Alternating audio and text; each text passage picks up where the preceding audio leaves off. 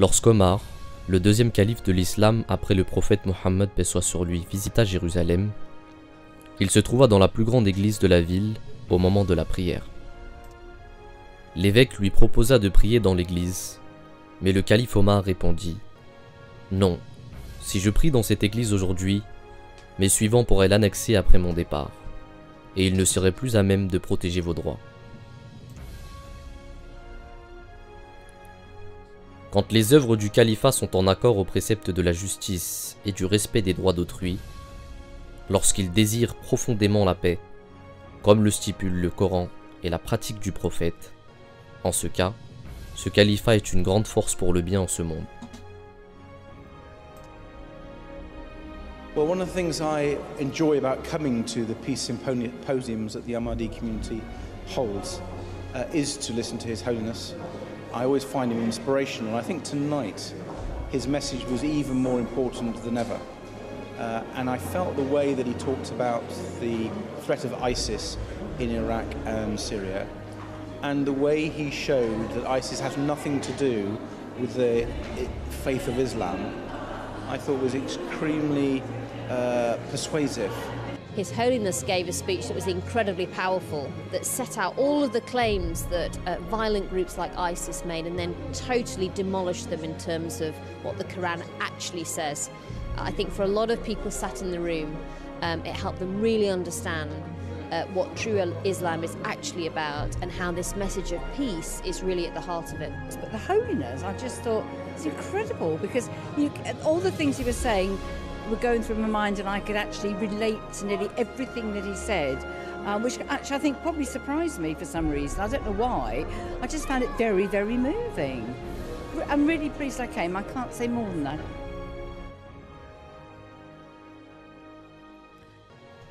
Il est connu des dirigeants du monde grâce à ses travaux humanitaires et sa mission en faveur de la paix dans le monde.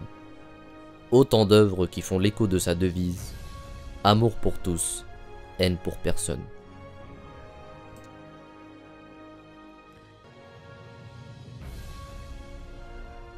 Il a parcouru le monde de long en large afin de diffuser son message de paix et afin de rappeler à tout le monde l'importance de respecter les droits d'autrui.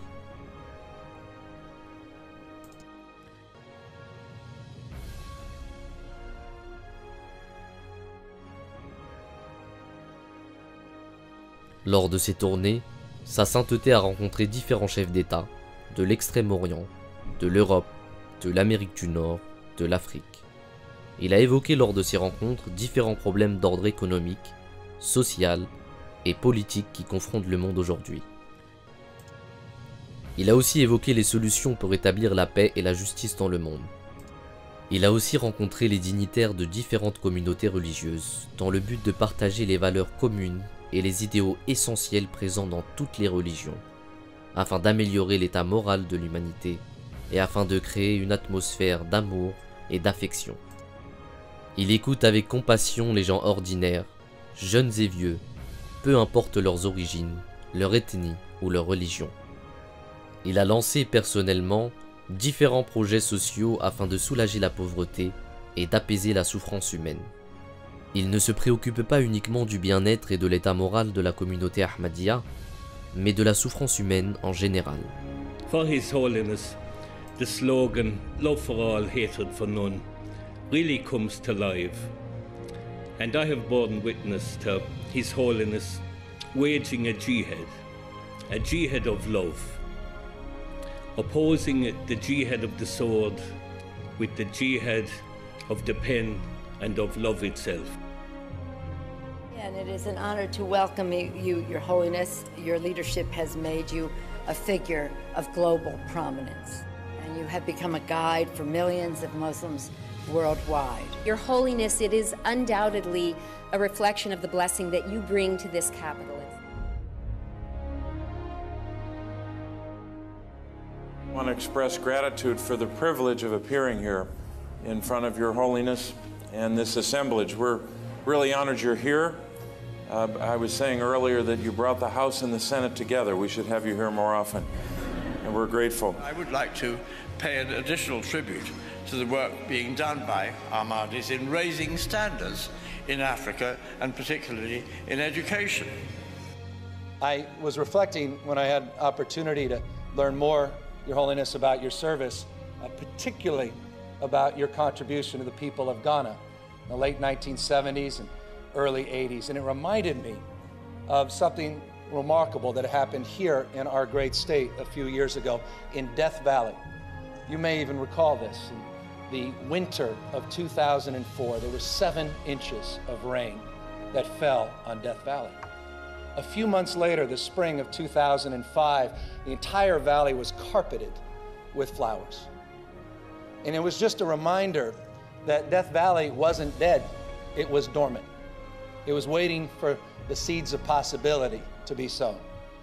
And I think about, Your Holiness, the extraordinary work you did in Ghana, particularly your agricultural commitment, bringing wheat to the people of Ghana. It had never been done in the history of that country. You sowed the seeds of possibility, and it's a reminder to all of us as we deal with the issue of ignorance and poverty and disease, as you have committed your life to, that when the right conditions come along, success is irreversible.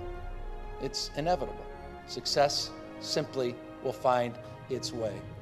For all the events you go to, you will seldom see the golden key presented. Today you will see the golden key presented to you, Your Holiness. I've seen 4 keys to the city given out in my 12 years as a city council member, and this is a very special honor indeed that is reserved for the most special of visitors. This hand shook the hand of His Holiness. I was just thrilled. Aujourd'hui, cet homme, Mirza Masroor Ahmad, est le chef de la communauté islamique Ahmadiyya mondiale. Il est le calife de l'islam.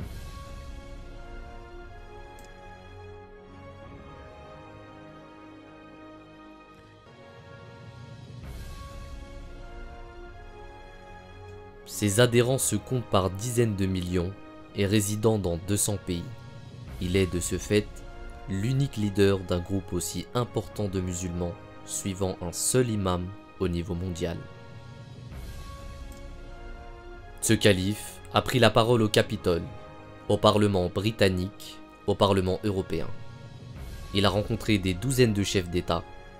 Il est considéré le champion de la paix par les dirigeants du monde.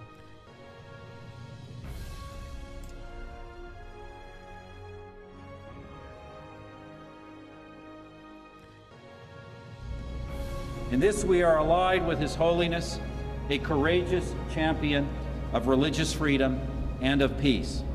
We especially applaud the Caliphate for denouncing those who pervert faith by claiming it as a justification for violence. However we define God, it is wrong to kill in His name. Today, when we, the Ahmadiyya Muslim Jamaat, raise the slogan of love for all and hatred for none as a means to establish global peace, we do so directly in fulfillment of the teachings of the Holy Quran and the practice of the Holy Prophet, peace and blessing of Allah be upon him.